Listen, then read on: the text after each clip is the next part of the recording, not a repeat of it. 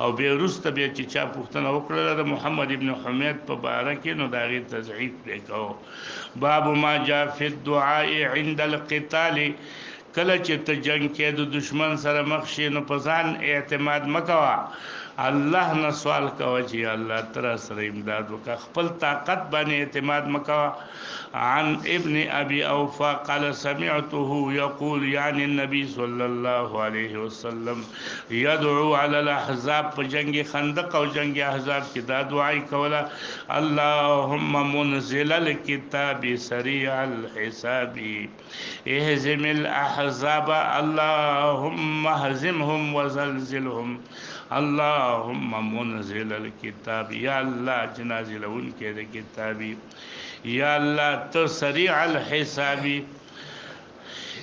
ټول ډلو د کفارو ته شکست ورکا، ته دوی ته شکست ورکا او ته وزلزلهم دوی ته